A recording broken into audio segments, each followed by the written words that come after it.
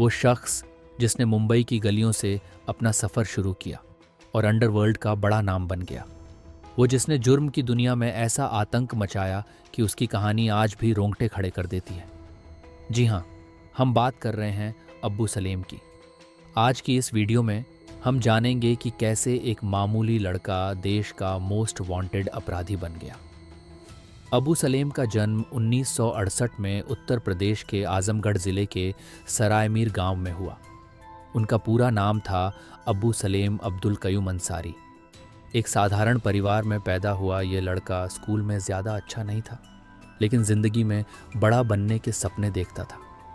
उनके पिता एक वकील थे, लेकिन 1980 के दशक में एक सड़क दुर्घटना में उनकी मौत हो गई। अब्बू सलेम को छोटी उम्र में ही परिवार की जिम्मेदारी संभालनी पड़ी। 1980 के दशक में अब्बू सलेम ने अपने सपनों को पूरा करने के लिए मुंबई का रुख किया। यहाँ आकर उन्होंने टैक्सी ड्राइवर के तौर पर काम शुरू किया, लेकिन मुंबई के अंडरवर्ल्ड का चकाचौंध भरा जीवन उन्हें जल्दी ही आकर्षित करने लगा। यहीं से शुरू हुआ उनका जुर्म की दुनिया की ओर सफ़र। अब्बू सलेम ने छोटा मोटा अपराध करना शुरू किया और जल्दी ही वह गैंगस्टर बन गया।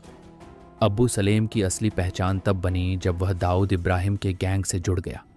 दाऊद ने उसे अपने गैंग का भरोसेमंद आदमी बनाया और मुंबई में ज़मीन कब्जाने, वसूली और मर्डर जैसी गतिविधियों का जिम्मा सौंपा। अब्बू सलेम ने जल्दी ही अपनी पहचान बनाई और ब्लैक किंग के नाम से मशहूर हो गया। वह इतना खतरनाक था कि उसका नाम सुनते ही लोग कांप जाते थे। अब्बू सलेम ने मुंबई की फिल्म इंडस्ट्री में भी कदम रखा। उसने कई बड़े प्रोड्यूसर्स और डायरेक्टर्स को धमकी देकर पैसे वसूल किए। अब्बू सलेम ने 1990 के दशक में फिल्म इंडस्ट्री में अपनी पकड़ बनानी शुरू की। उस समय मुंबई का अंडरवर्ल्ड पूरी तरह से सक्रिय था और दाऊद इब्राहिम जैसे डॉन बॉलीवुड को फाइनेंस और धमकियों के जरिए नियंत्रित करते थे। अब्बू सलेम ने दाऊद इब्राहिम के गैंग का हिस्सा बनकर फिल्म निर्माताओं, निर्देशकों और अभिनेताओं को धमकी देकर पैसा वसूलना शुरू किया। इसके अलावा उसने फिल्मों में फाइनेंसिंग करके बॉलीवुड पर अपनी पकड़ मजबूत की। बॉलीवुड में अब्बू सलेम का सबसे चर्चित मामला था 1997 में टी सीरीज कंपनी के मालिक और मशहूर संगीत निर्माता गुलशन कुमार की हत्या। गुलशन कुमार ने अब्बू सलेम और दाऊद इब्राहिम की वसूली की मांगों को ठुकरा दिया था। इसके बाद अब्बू सलेम ने उनकी हत्या की साजिश रची। 12 अगस्त 1997 को मुंबई में गुलशन कुमार की गोली मारकर हत्या कर दी गई। ये घटना बॉलीवुड और अंडरवर्ल्ड के काले संबंधों को उजागर करती है। अब्बू सलेम ने कई बड़े बॉलीवुड सितारों को धमकी देकर उनसे पैसे वसूल किए। उन दिनों फिल्म उद्योग में निवेश के लिए अंडरवर्ल्ड डॉन्स पर निर्भरता एक आम बात थी। कई सितारों को निशाना बनाया और उनसे बड़ी रकम वसूल की।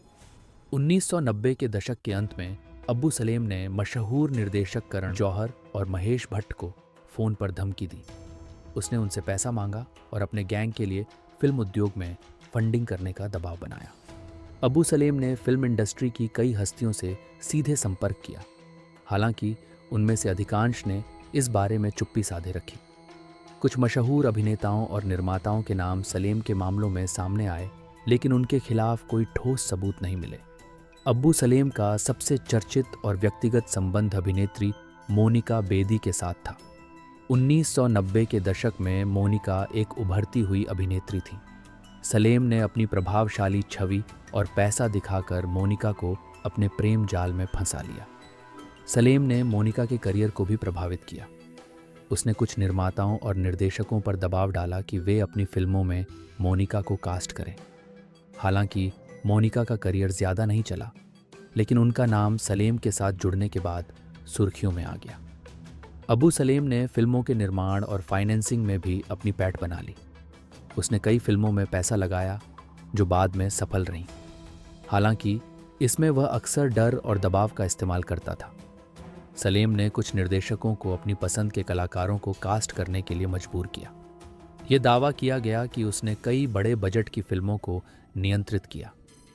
1990 के दशक के अंत तक अब्बू सलेम का नाम भारत के मोस्ट वांटेड अपराधियों में शामिल हो चुका था।